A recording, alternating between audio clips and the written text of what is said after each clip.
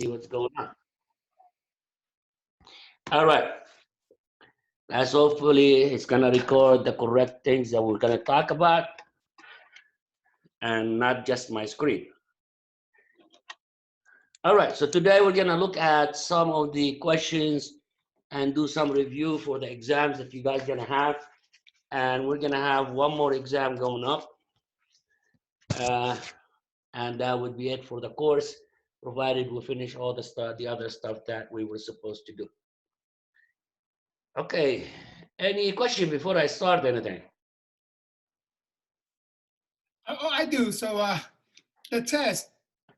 So I passed, but I didn't do that great on that last one. My question is this right here.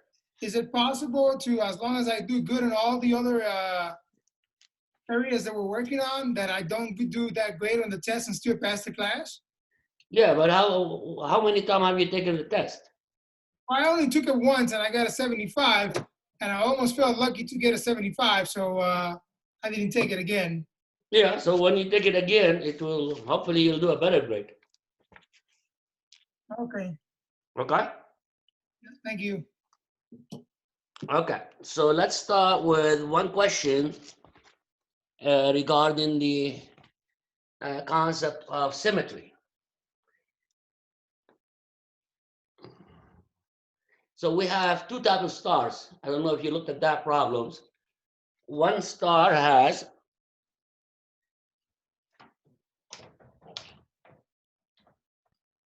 So this is the review for test 2, right? right. Okay.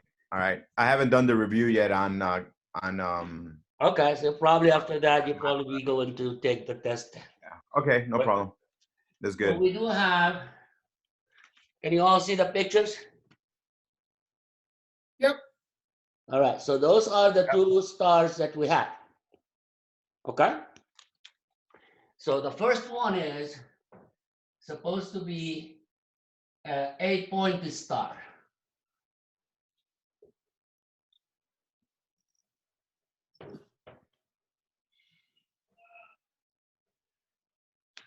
So hopefully that looks okay, huh? Not perfect, but it's okay.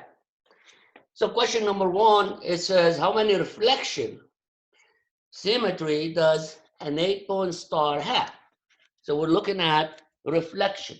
Reflection means if you look at it, you can divide it at one particular spot, and the left side and the right side will be exactly the same.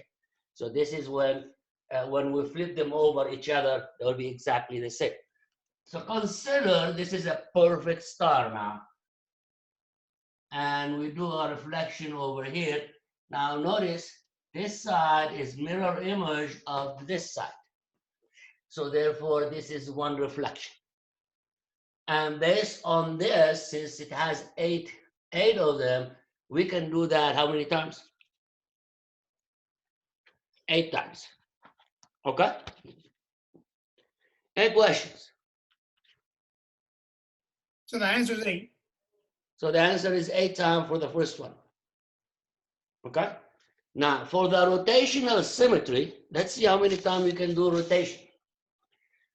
Now, if I start and I rotate it, one spot from here to here. So another way, this part is now here. So this part is now here. It's still gonna look like a star, exactly the same thing, no changes whatsoever, correct? So that's one rotation. That is 2 rotation, 3 rotation, 4, 5, 6, 7. However, the last one, it just came back to its original form. So I'm not going to count the last one because now I'm starting at the beginning, whatsoever. So now that means we have 7 rotations. So for a star, depending how many points you have, for symmetry, you have the number of points, and for rotation, you have 1 less. Okay? Any question? This is the first one. Is that okay? So you said that for rotation, you have One less. One less than the points you have. Okay. Because even though you can go 8 times, but the last time is the same as the original one. Yes? So we're Yeah. back to the number of rotation.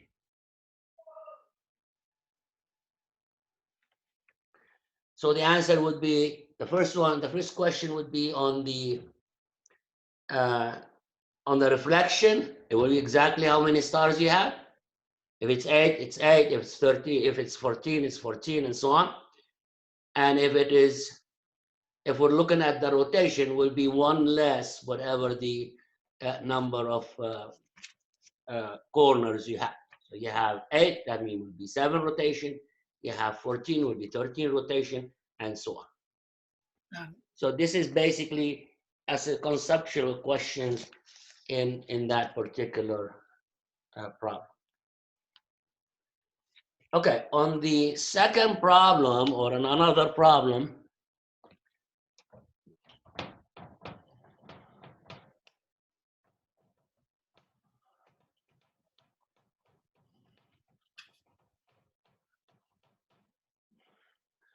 so we have, say, suppose you want to buy a bay window to have proportion of golden triangle. So we're gonna buy a window. So this window will have the proportion of a golden triangle. Says if the window is to be 10 feet high, so this is 10 feet, and it says approximate how wide should it be. Now, of course, in this case, whether the height is bigger than the width or the height is smaller than the width, that could be different stories. Look at the answers given, okay? If you notice in this particular problem, you have some answers, and some of these answers given is 12, 5, 6 1/4, 12, 6 1/4. So we do have two options, either bigger or smaller. So how do I know which one I'm going to talk about? So let's go ahead and see the relation. If this is bigger than that, that means that doesn't work. So let me take that away.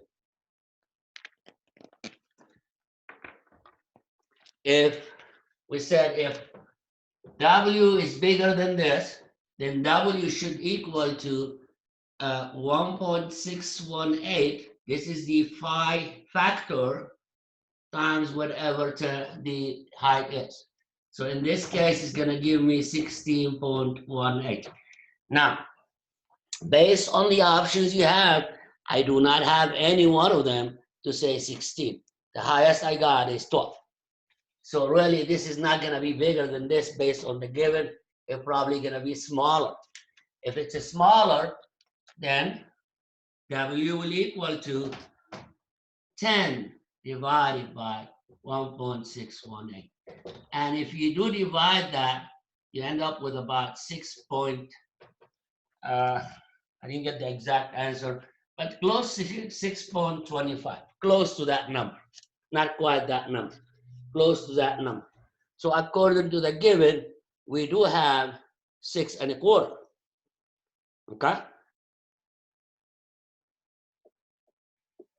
And of course, then the width would be 6 1/4, because this dimension would give me a golden rectangle in this case.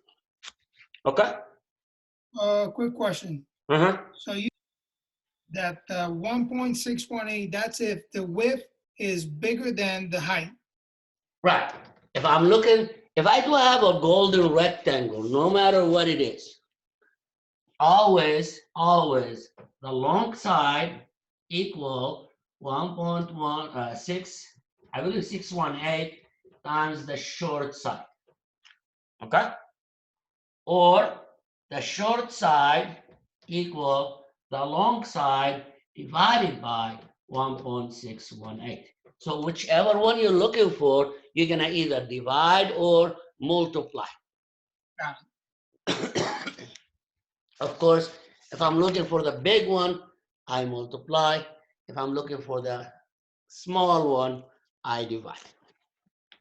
Okay. So this is done.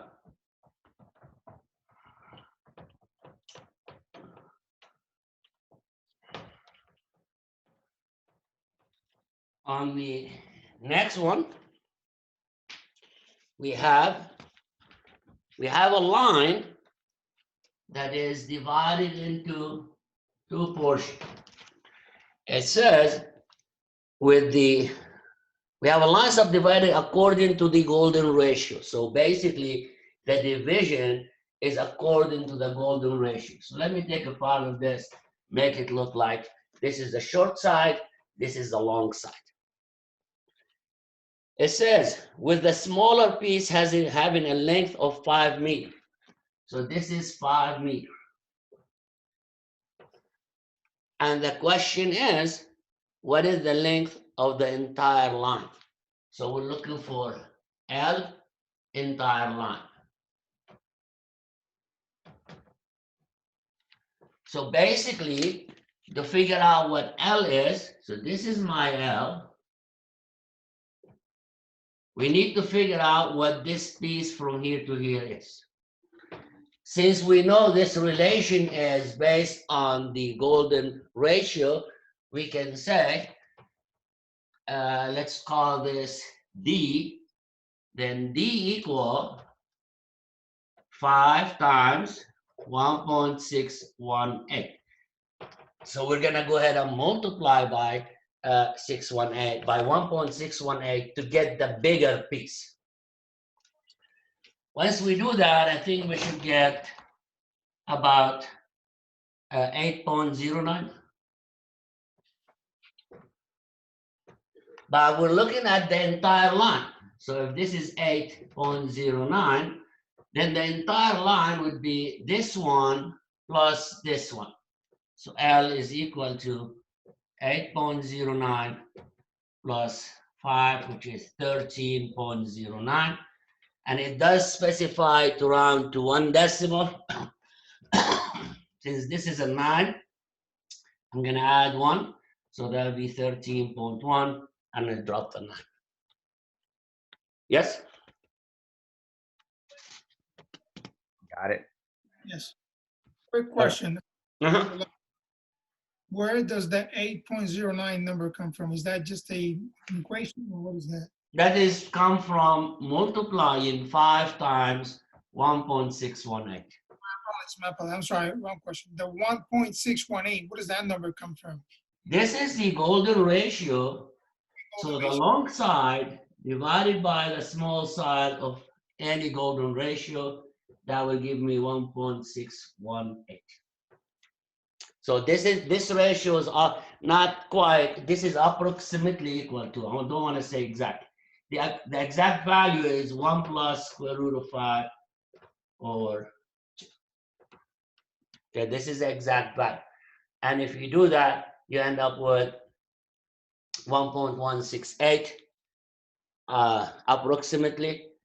So these are the ratio between these two numbers, these two sizes. Okay?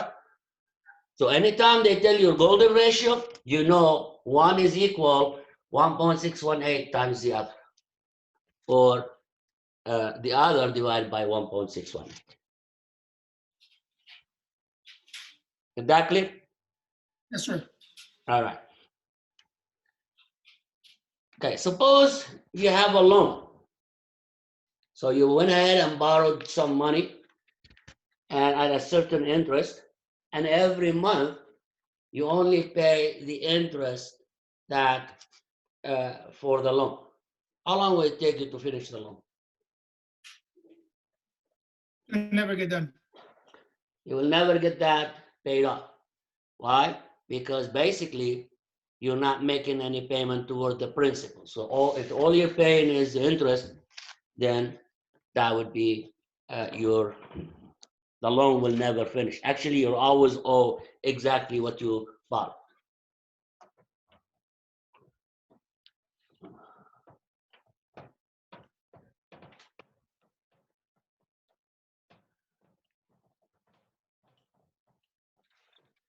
Okay, I'm gonna write some letters for the next problem. I'm just gonna put a few letters, not too many of them. Suppose we have the following letter: A, C, D, H, I, O, X, and we also have A, H. Of course, each letter is separately. I, say M, O, T, U, X, and Y. Y is written in this fashion. Okay. The question is, which of the following capital letters of the alphabet have right, left reflection symmetry? So another way, if I take a line in the middle, the left side and the right side are a reflection of each other. It's like you're standing in a mirror, right? So here we have two sets of letters. So let's say this is set small a, this is set small b. Which set, all the letters have reflection on B? It'd be set B.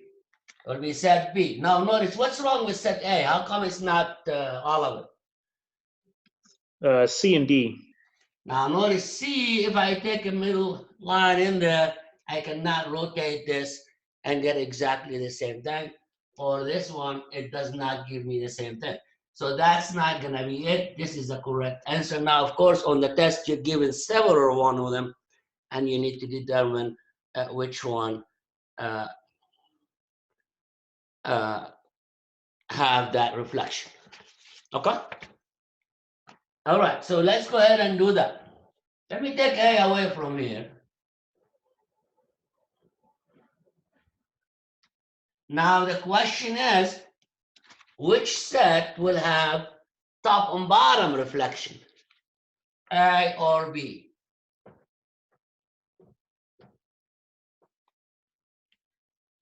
A. A. Another way, when we say top bottom reflection, that means I'm gonna put a line like this. And then notice on the first one, if you reflect the C, top and bottom will just come back to be C, come back D and H, and so on and so on. On this one, if I put the first letter, if I go ahead and reflect it, that's not gonna come back to be A again. D, U, all of these letters, and even the Y, they don't come out to be the same thing. So these are, when we talk about a reflection, okay?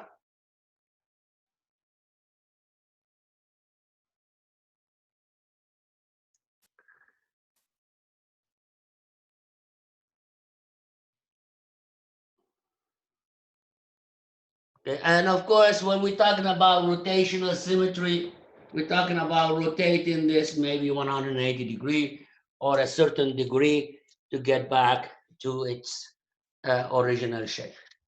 Okay, so we really need to look at these and those. Those are basically about symmetry. Did anybody have any problem with those? No, sir. No? So at least one didn't have no problem. I'm guessing if somebody else did, they will say we did.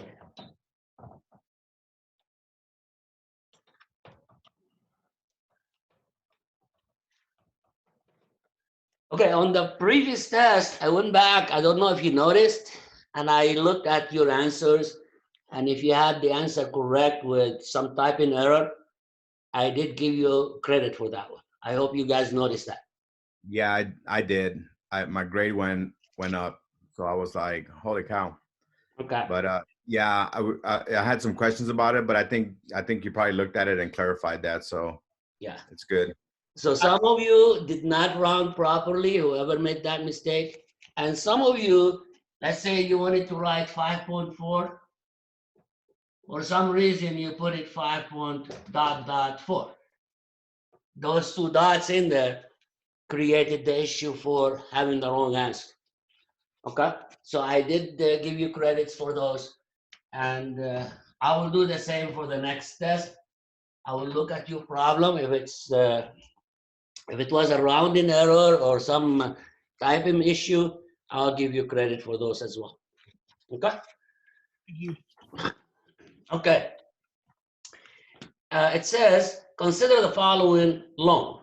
So we're given a loan in which an individual borrowed $84,000, and it says APR 6%, and to be paid off monthly. So we're looking at monthly payment.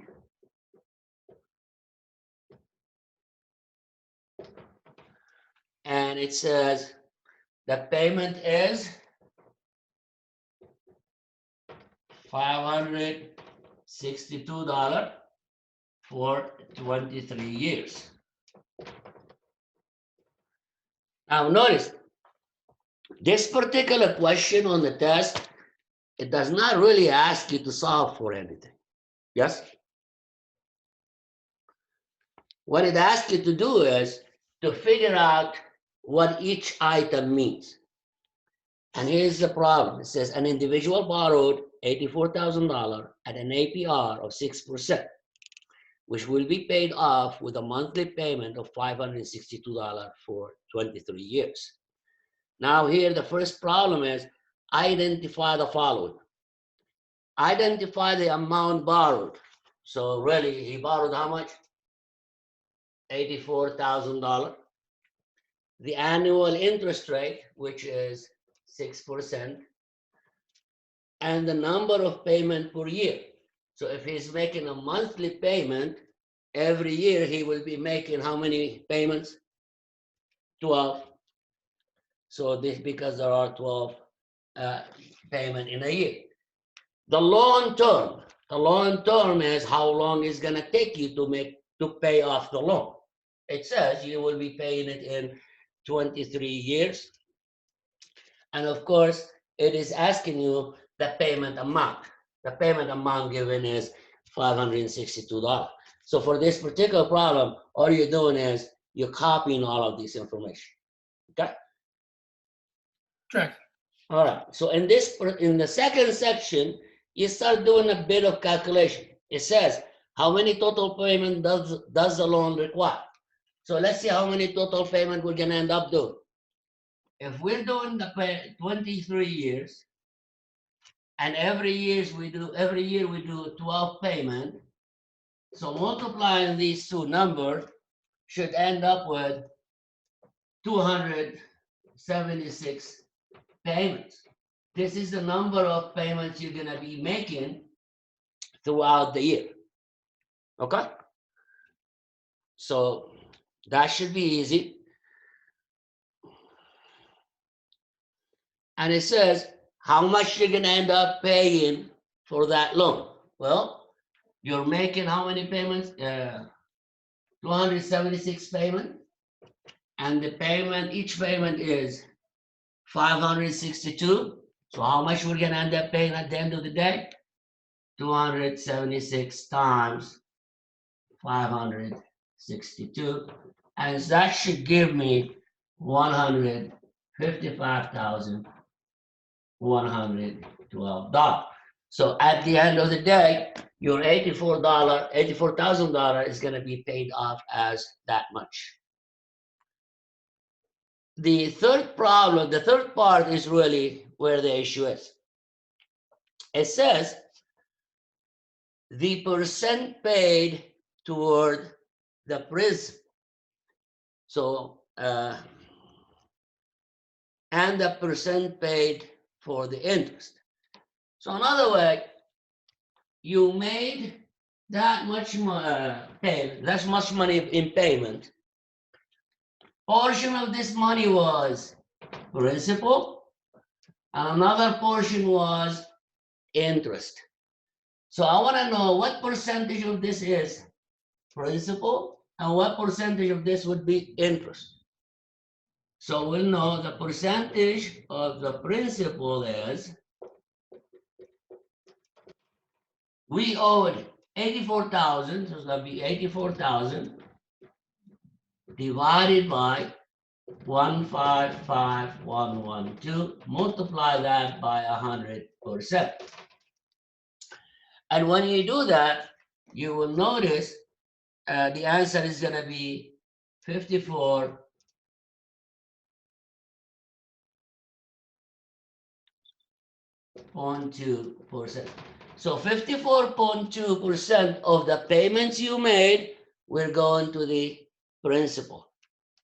Then what is the percent of the interest? Well, the total payments is 100%, so 100% minus 54.2, and that should give me an answer of 45.8%. So basically, your percent paid would be 45.8. So 45.8 of this amount goes to interest. I can't see that bottom part, just that last line you wrote, I can't see it on the board. Oh, the last line? Okay, let me write it on top. On the last line, I'm trying to figure out the percent of the payments went toward interest. We already know that this is the principal. So then this is equal to the 100% minus the principal percent, which is 54.2%, and that should give me 45.8%. So basically, this is the percentage on how much percent was paid for that amount. Is that clear? Any questions? No? Okay then. Let's continue.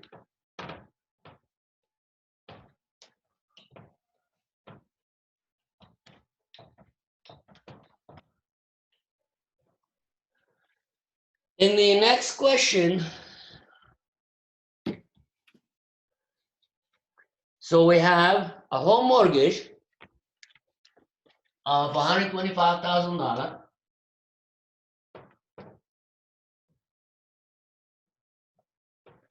And that mortgage has APR 6% for 30 years.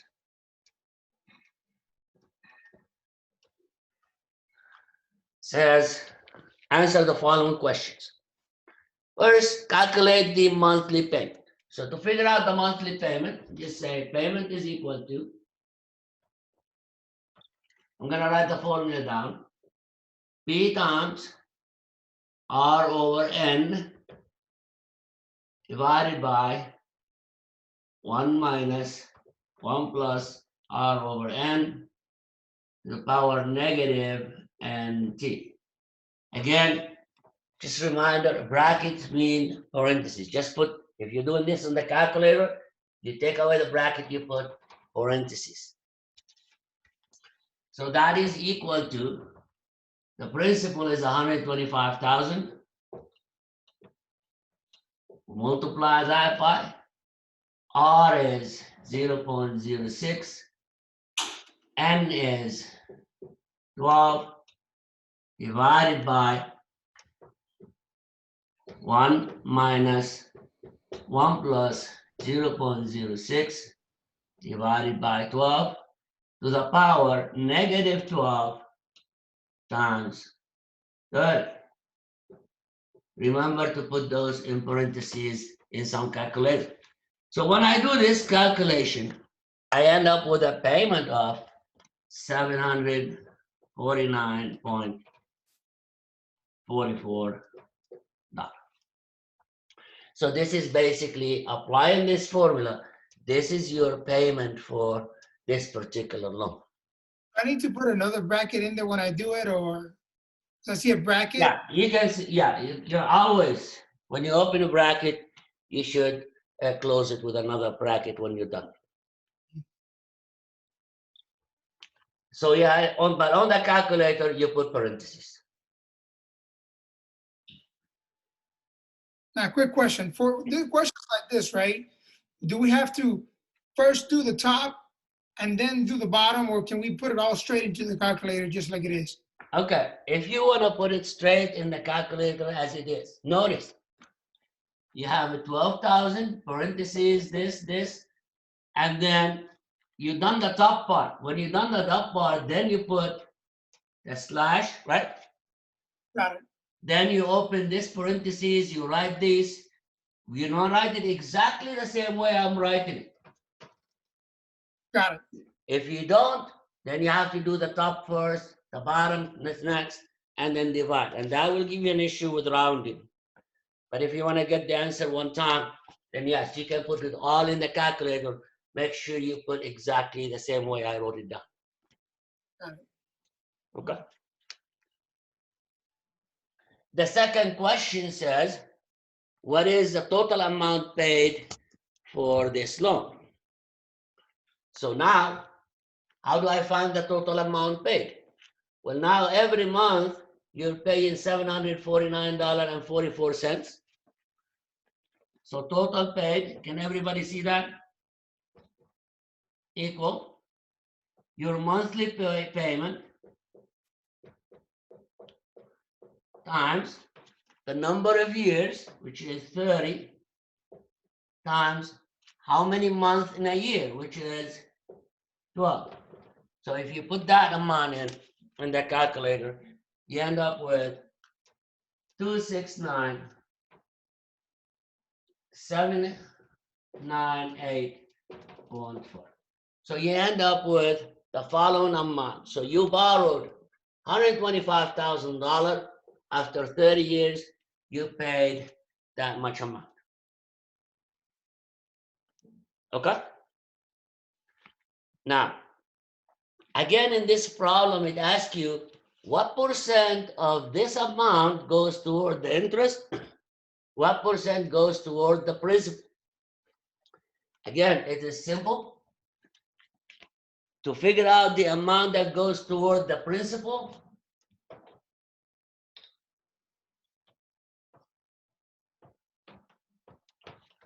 I'm going to take the principal amount. So the percent for the principal equal, we start with the principal amount, which is 125,000.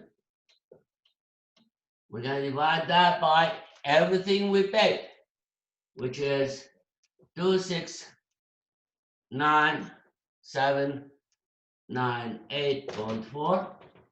Then we multiply that by 100% to give me the percent for that amount. And when we do all of this calculation, your calculator should give you 46.3. So 46.3% of all of this payment went toward the principal, and the leftover would be what? 53.7? Because everything is 100%. And 53.7% toward interest. Of course, you can find the percent of the interest first. First, you need to figure out how much interest you paid by subtracting this amount minus that amount. That'll give you the interest, and then you divide the interest by that, that will be this one. But since we already figured out this, we can just subtract it from 100 to get the other part. Okay? Any questions? No. No? No, sir, none here. All right.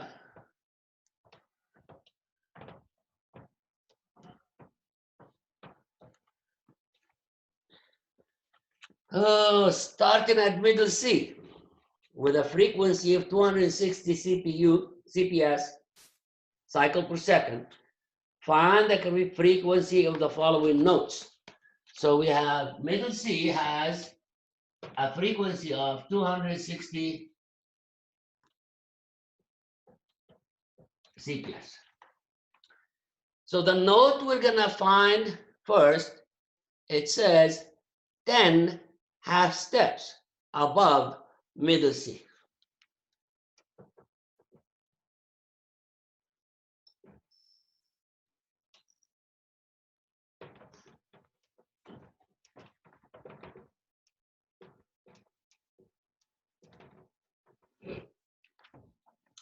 Now, to figure out for every half step above middle C, we multiply C by, for one half step, we multiply C by 12th root of 2, which this is approximately equal to, let me see what that was, 1.05946. Yes? Every time I go half a step on the keyboard, I multiply the previous one by that amount. We okay on that? Any questions? So how many half steps I need? 10 of them. So that means I need to multiply middle C by this 10 times. So another way, then 10 half steps would be 260 times 1.05946 to the power 10. And that should give me an answer of, it says round to the nearest integer, so that would be 463. So the answer you get from here is like 463.25, but less. Since you're going to nearest integer, we go 463. Any question on that? Yes. So the power of 10, where did that come from? Did that come from the 10 steps, or where did that come from? 10 half steps. Got it. Okay. If it was 10 steps, then we got 1.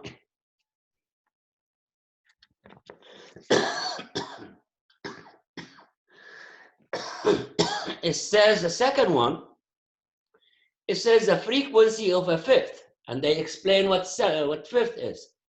Fifth is 7 half steps above middle C. So if it's 7, what do I multiply it by? So we have a fifth. I'm just going to put it 7 half steps.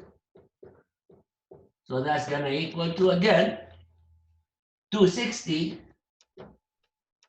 times the same number, 1.05946. Now we're looking how many half steps? 7. And that should give me approximately 390 CPS, cycle per second. Clear on that?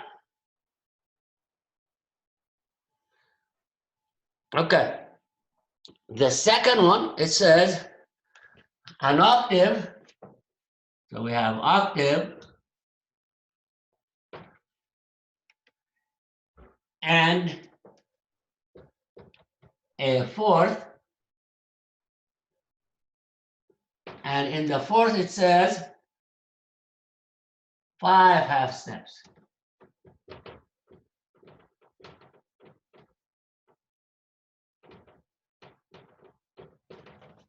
First, we need to figure out octave is 12 half steps.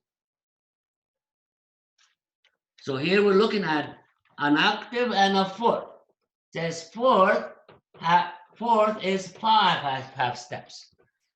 So we have a 12 plus 5. That'll give me how many? 17. So this is equal to, again, 260 times 1.05946 to the power 17. And that number should equal to 694.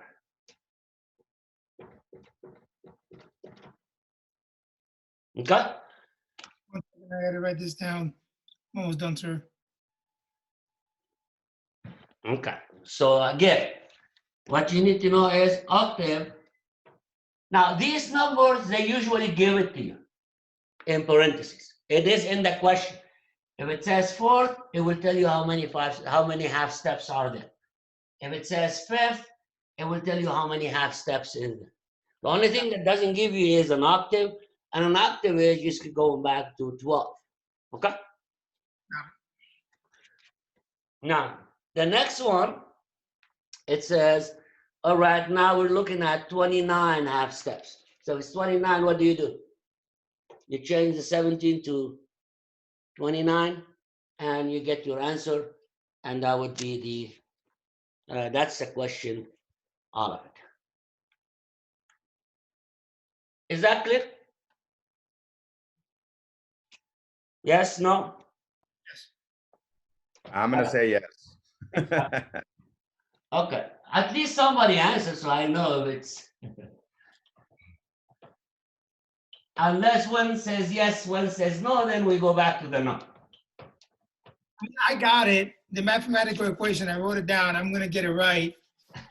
All right, so now you probably get that problem right, huh?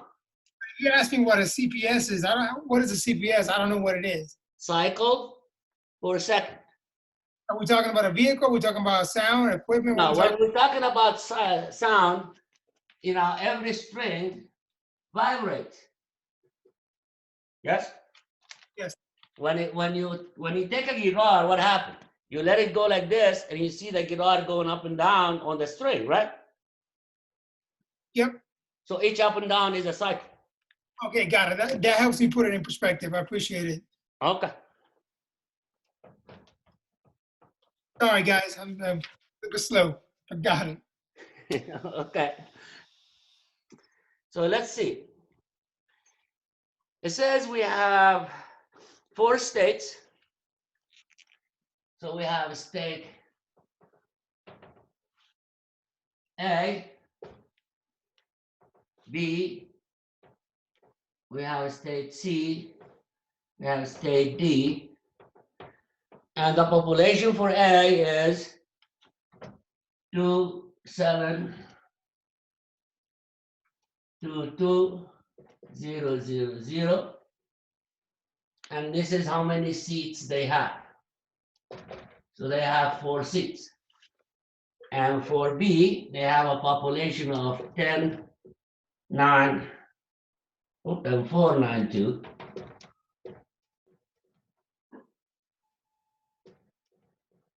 And they have 15 seats. And C, they have 21, and it is 15164. And for D, we have 1626000, and they have 24 seats. So this is some kind of state. These states, A, B, C, D, and each state has population. And for each population, they have number of seats in the Congress, whatever we're talking about here. It says the table to the right shows 4 states, their 2010 population, and their number of seats in a particular branch of government, which has a total of, so total number of seats is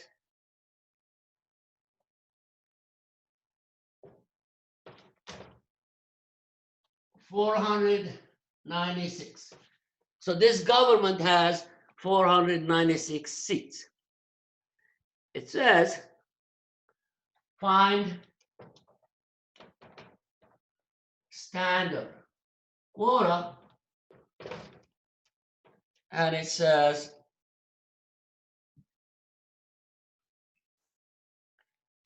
total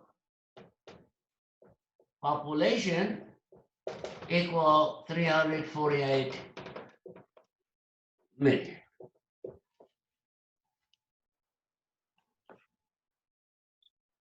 Okay? Now, first, we need to find the standard quota. To figure out the standard quota, so we just take standard quota is equal to total population divided by number of seats. So that's equal 348,000,000 divided by number of seats is 496. In this case, we end up with, I don't have that number. Okay, let me get a calculator and divide.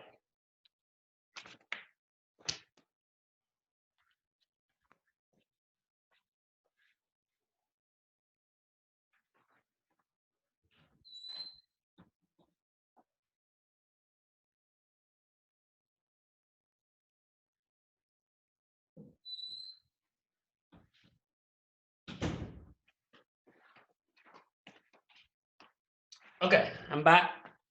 So we have 348, 1, 2, 3, 1, 2, 3. Divide that by 496. So that's gonna give me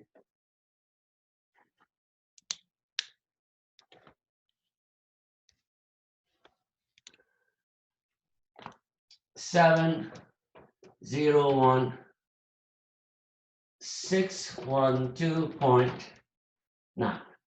So this is your standard quota. Now the second question says,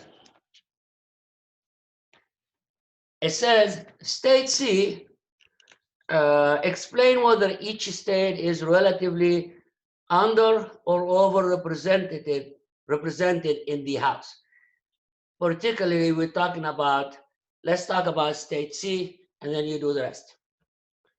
For C, for example, they have 21. Okay? To figure out how many representatives they should have, so we're gonna say number of representative should be 15164, 000, divide that by 701,612.9. When you divide this, you should end up with, I think I divided that number, 21.61. Now, based on the result, notice C, they only have how many? 21, but technically they should have 21.61. So we say C is underrepresented because they're supposed to have more representative, but they have less. Is that clear? Yes? No? Everybody Yes. ran away?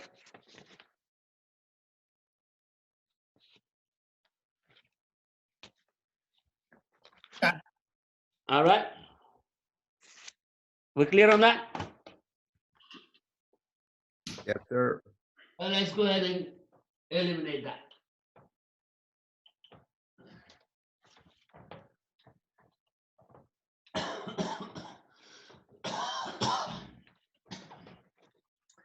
One of the questions on the test is multiple choice. It says, what is the golden ratio? It gives you the golden ratio is a perfect number discovered by Pythagoras. I don't know that. Do you? It says the golden ratio is exactly 1.6 because of the fact it says exactly. That's not the number. This is an approximation of that number. It says the golden ratio is 8/5. 8/5 is again 1.6, which is not 1.6. It's an approximation. So the best answer would be the golden ratio is 1 plus square root of 5 divided by 2. This is the golden ratio.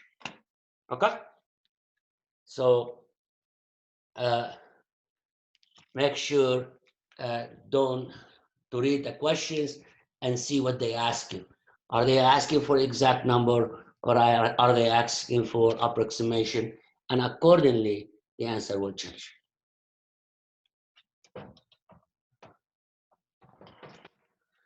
Okay, this problem that we're gonna look at is similar to the one we just did. It says the English department has the faculty to offer 11 sections. So they do have a total of 11 sections.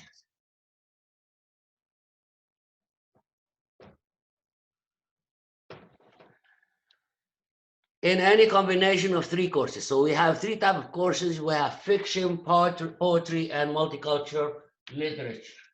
So this is for fiction, poetry, multicultural literature. Says the number of sections apportioned to each course is based on the enrollment in the course, in the courses. The enrollment figure are in the table. So this is the enrollment. 52, 40, and 92. So these are basically, this is cool. What happened is they let students enroll randomly. They only have option fiction, poetry, and multimedia, multicultural. Well, a student register at the end of the registration, they determine, okay, look, we have 52 registered for fiction, 40 registered for poetry, 92 registered for multicultural. Now they decide how many sections they're going to go ahead and make of each course. Let's say this is an online course. It really doesn't matter the timing, really, when you do an online course. You can do that anytime. So now to figure out, first we need to figure out the same thing. We need to figure out the standard quota. So more or less, how many persons should we have in every section? So we have total enrollment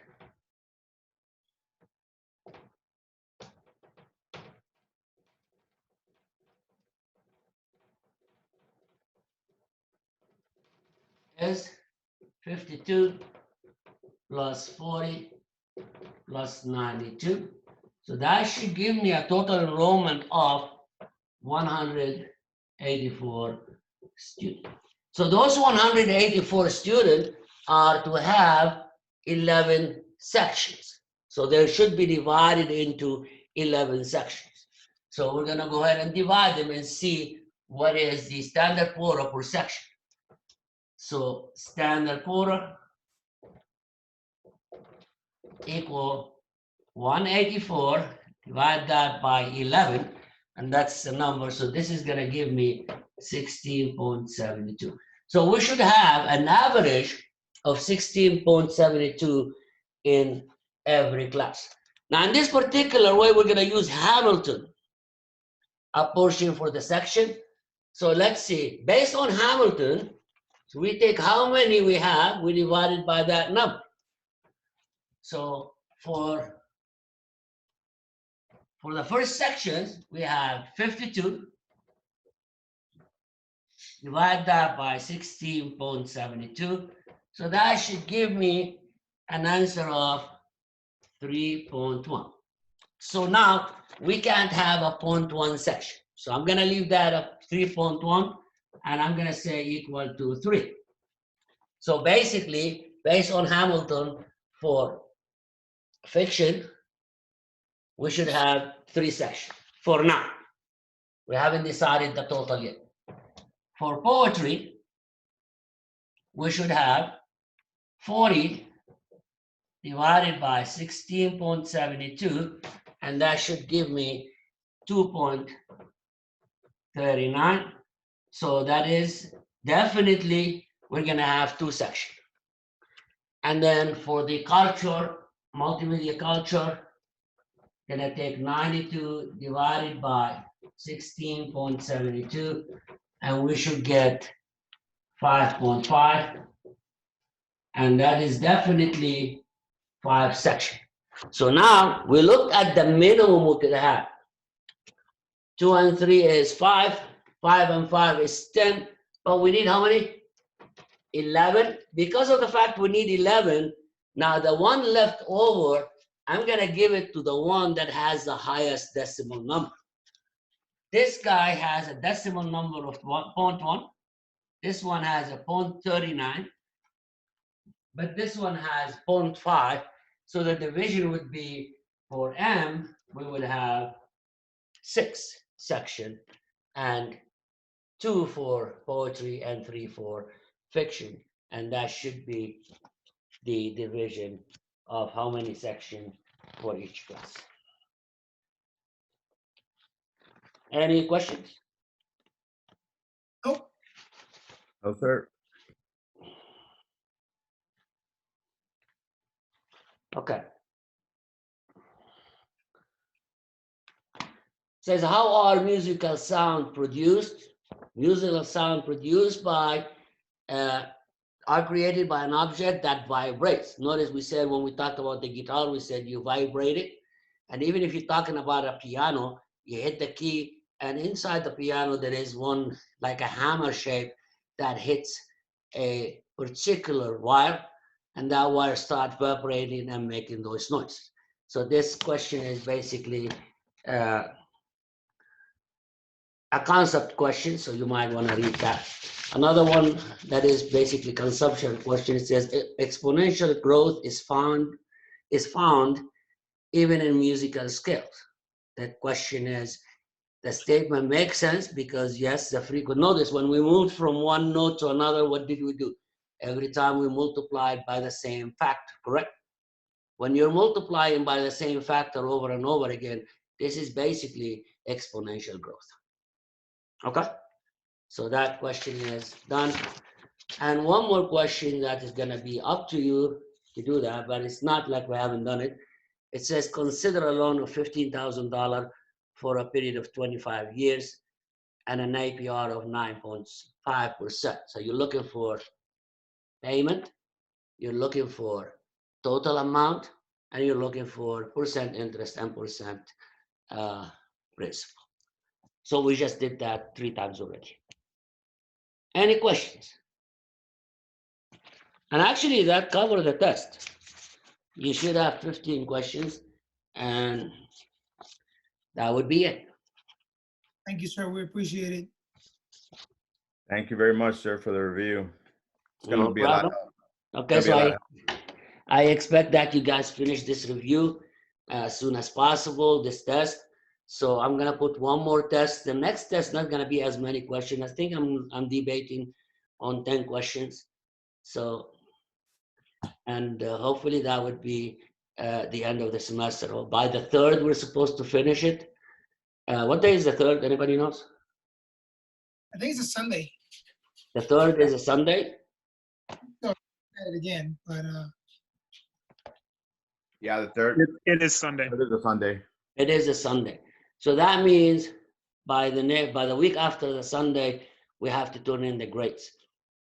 So let's try to do it by the 3rd. So I'm gonna give you until the last day of that to finish the and if you need any extra time, please let me know so I can hold that. I can hold them for a couple of days, I think.